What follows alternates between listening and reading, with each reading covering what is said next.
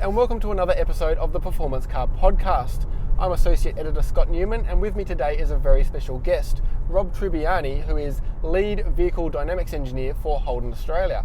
And what we're in today is the prototype for the Holden ZB Commodore, the V6 all-wheel drive, which we'll be driving later today, and I'll be chatting about with Rob. So we've also got Michael in the back doing the sounds and levels, and Mark Flintoff, who is PR for Holden, to make sure we don't say anything too controversial. So Rob, tell us a little bit about yourself to begin with, basically how you got started. You've been with Holden since '96, I believe. How you got started and how one becomes lead vehicle dynamics engineer, which is a pretty cool job for Holden. Absolutely, yeah, I think I have the best job in the company. Yep. As you said, I started in '96. I've been working 21 years now on Holden. My father used to work at Holden. He worked for over 40 years in the company, and my passion for the company, I guess, started when at a very early age. And I was 9-year-old when I decided this is the job I wanted to do. I'd been talking to him about what people do for careers, and he told me about the fact that people actually get paid to be tuning cars, and I thought, wow, this is awesome.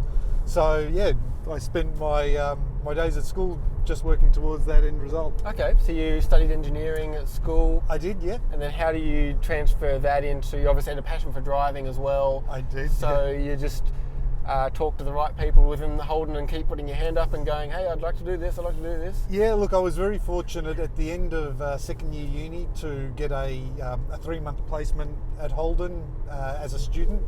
And I then got the same opportunity at the end of third year uni, and then finishing up fourth year, which was my final exam. I rang my previous boss at Holden and told him I was finishing up and would they happen to have a position available.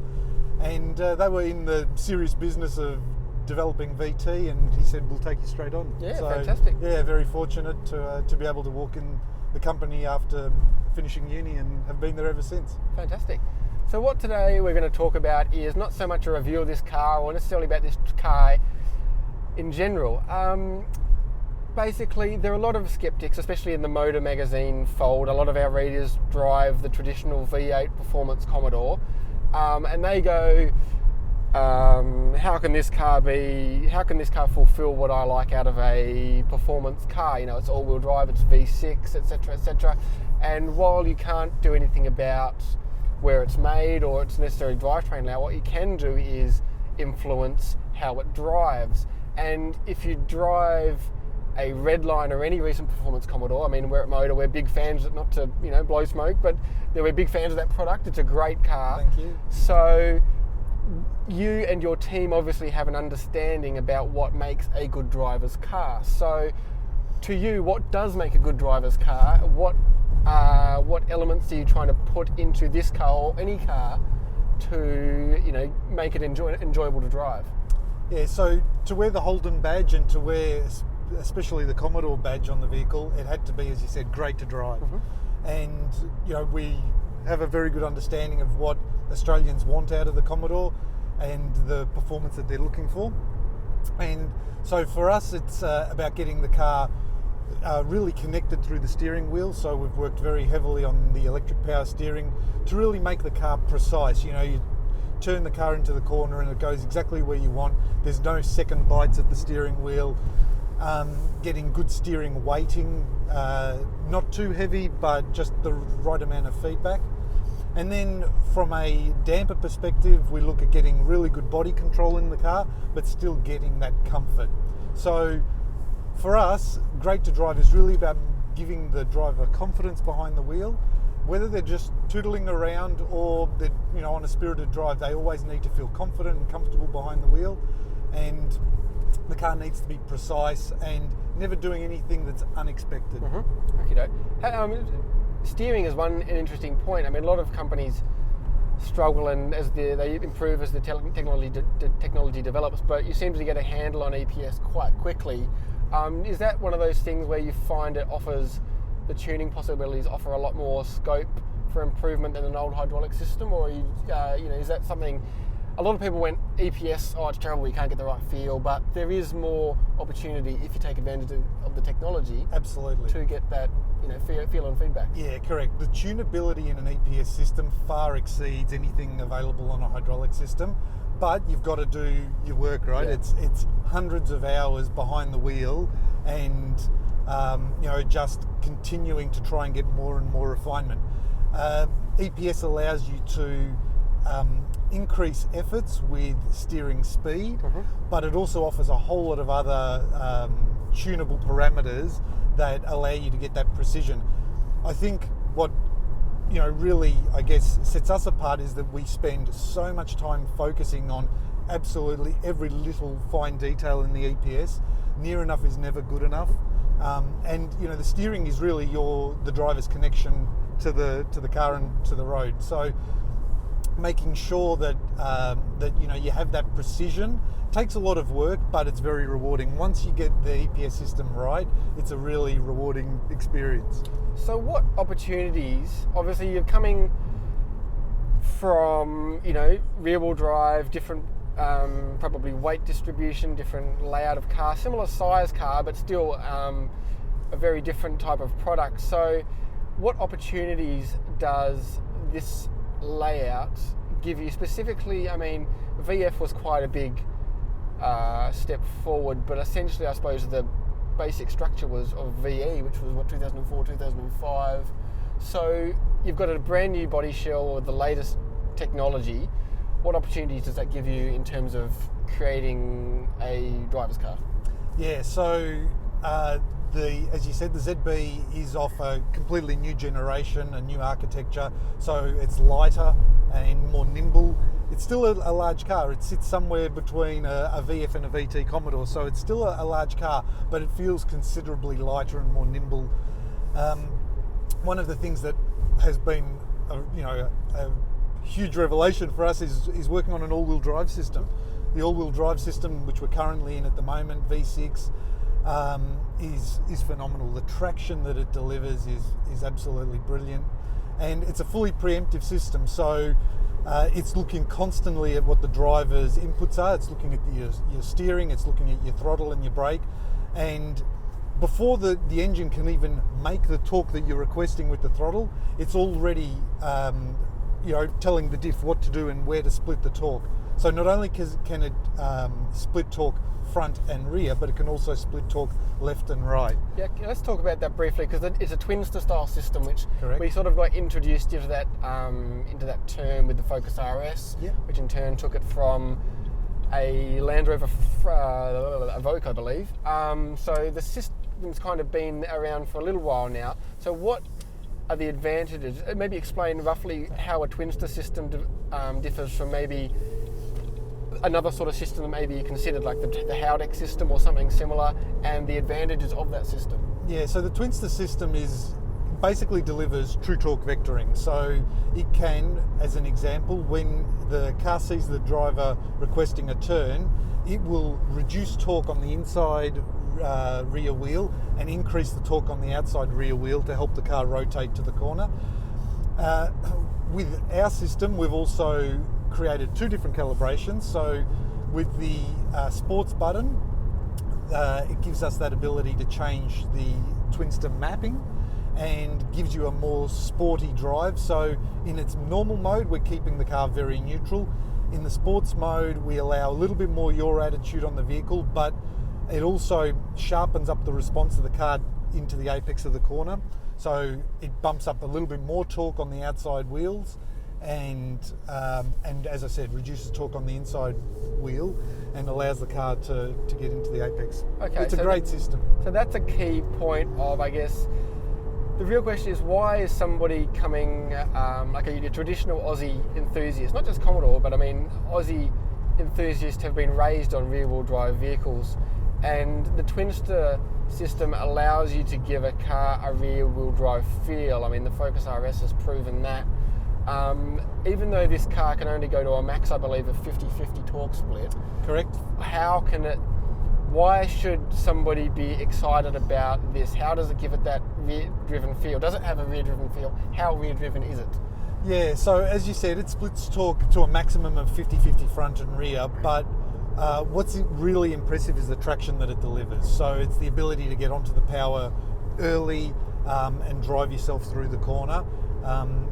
This car delivers traction levels that we've never seen on a Commodore before. Yeah, so I guess I haven't driven this car yet, but is it partly that feeling of putting more torque to the outside rear wheel so the car does feel, when you get on the power, it does pivot in that sort of traditional sense? Is that a bit of what you're chasing? Or? Yes, correct. And also on loose surfaces like a gravel road, which is very typical in Australia, the car is phenomenal. Like the traction that it can deliver on a gravel road is incredible, and on a wet road. So Holden, the Commodore traditionally has been a leader for an Australian car on safety systems, and certainly the new car continues that trend.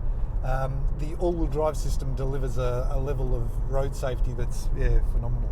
Okay, so another new thing for Commodore is basically multi-mode systems. I believe, correct me if I'm wrong, there'll be three-mode system which will affect damping control, steering control, transmission and engine response. Is that reasonable? Yeah, so on our VXR we'll offer a mode selector.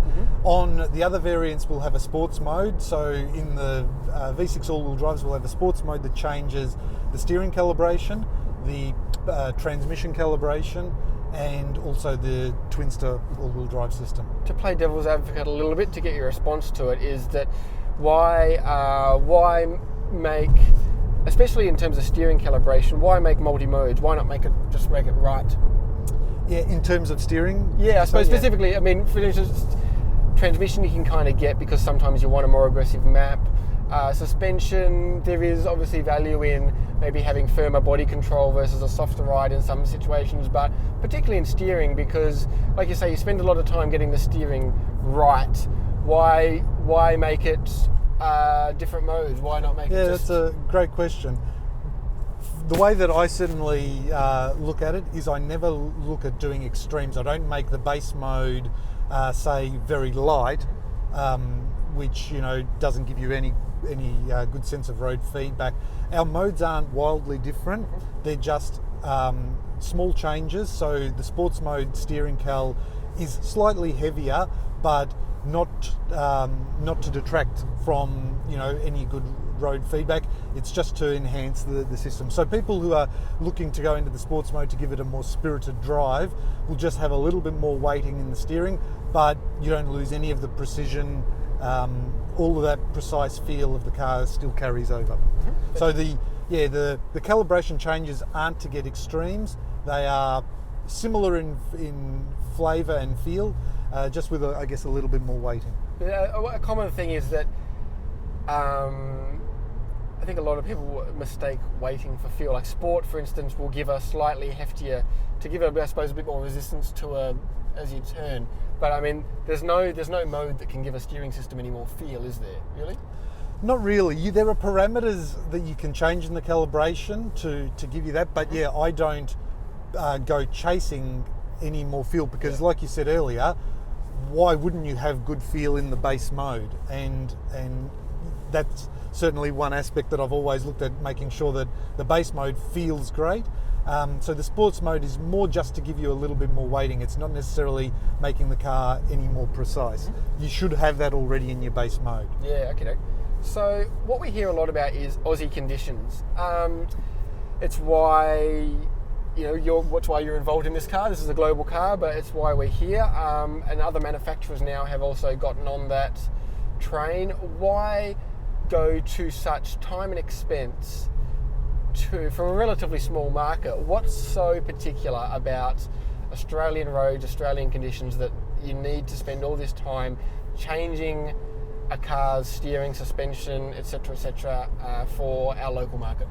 Yeah, Australia, as you know, is a huge country with varying roads across its landscape. So, for example, the roads up in far north Queensland are quite different to the roads that you'll get here in Melbourne, which are different again to the roads in Sydney.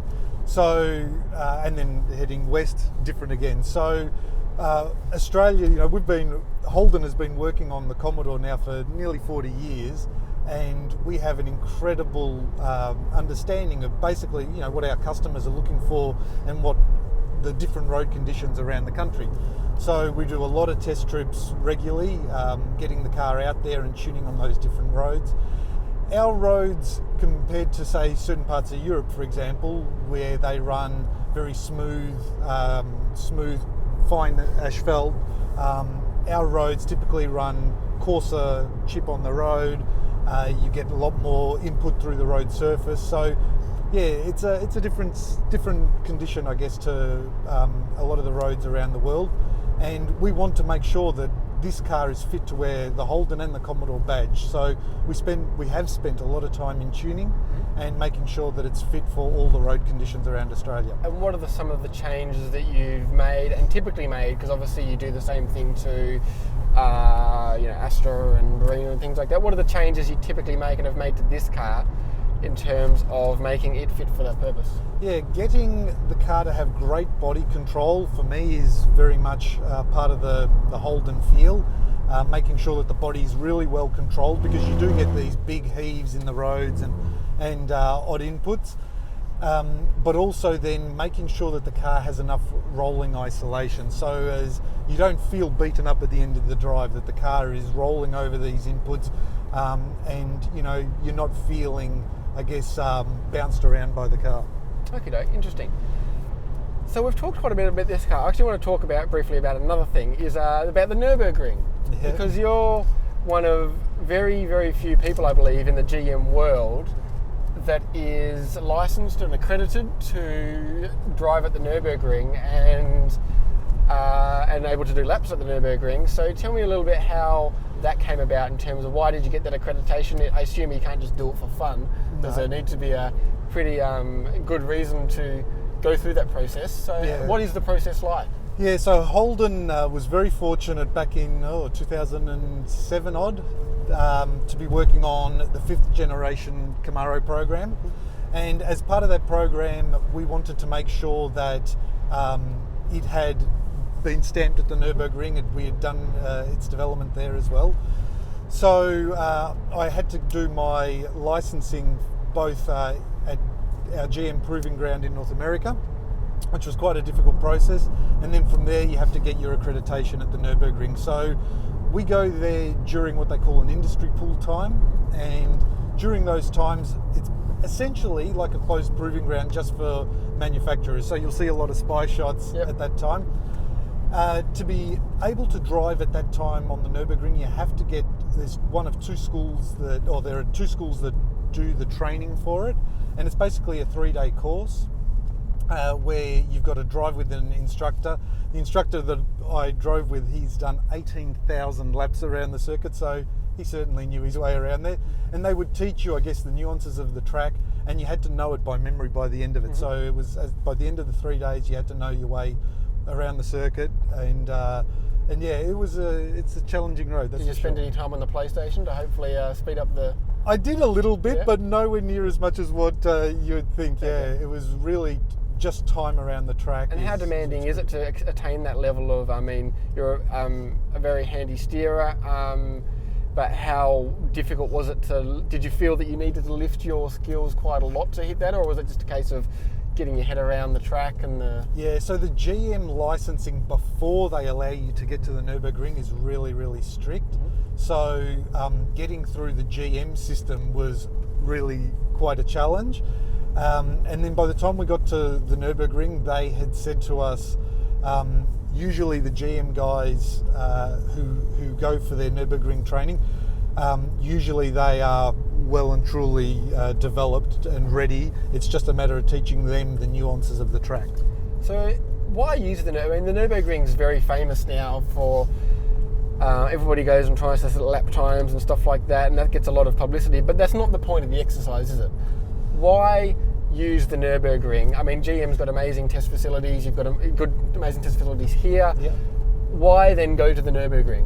Yeah, the Nürburgring, what's interesting about the track, so it's 21 kilometres long. But what you don't see a lot or what you don't really pick up in the videos is the elevation change. So from the highest point of the track to the lowest point is 1,000 feet or roughly 300 meters.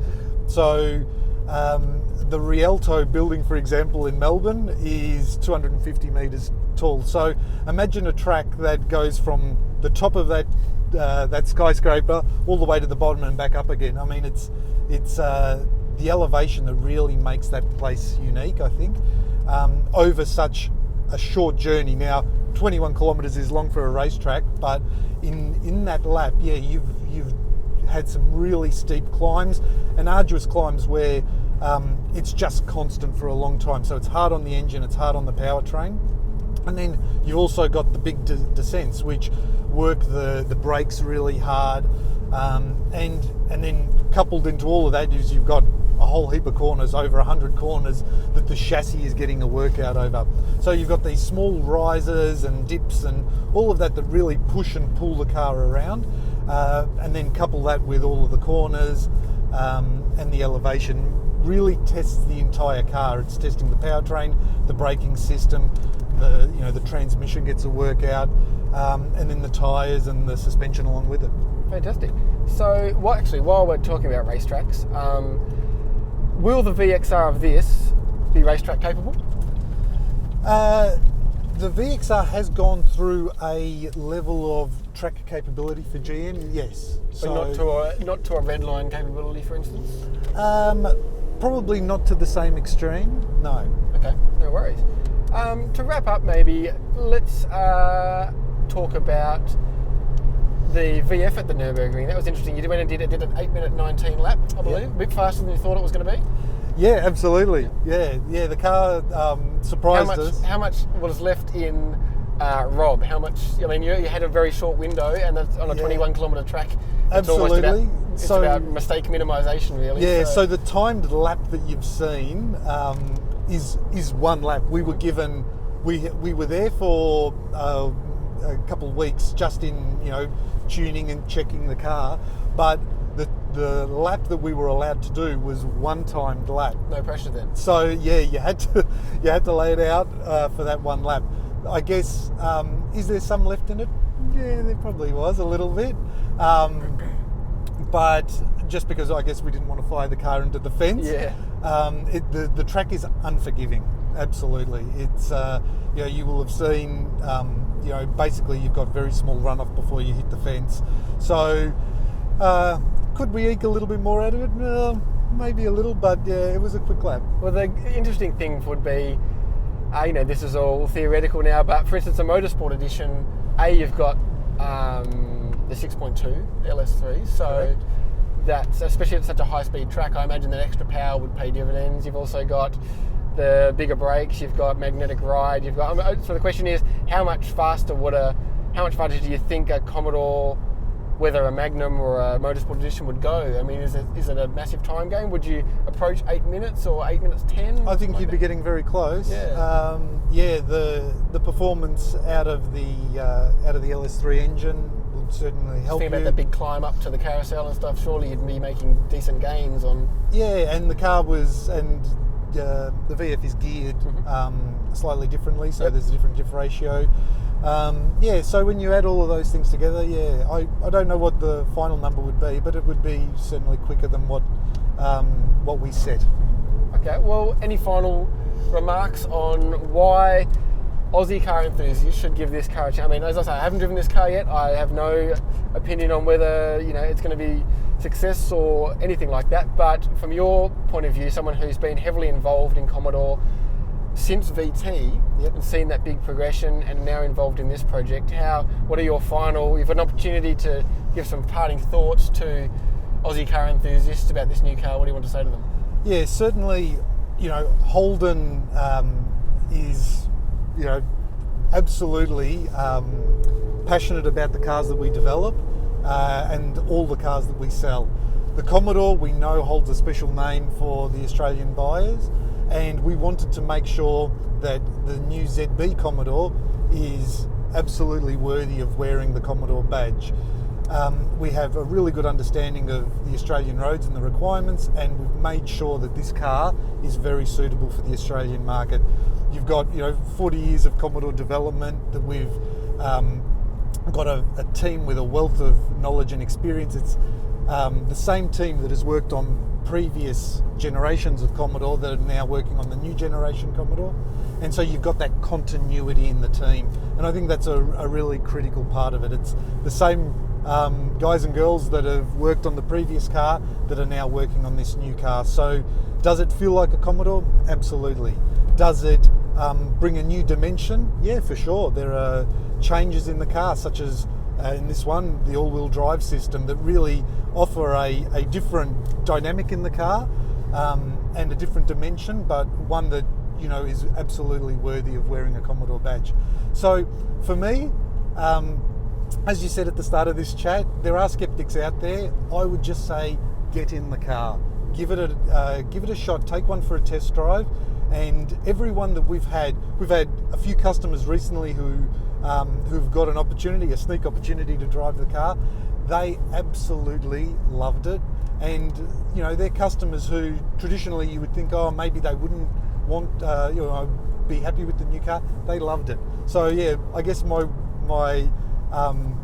words are just get in it and give it a shot. I think once people drive it, they'll see the powertrain performance, they'll see the driving dynamics are very much like a Commodore should be. Well, that's Rob's thoughts. We'll be behind the wheel later today. You'll be able to read our thoughts on motormag.com.au and in a future issue.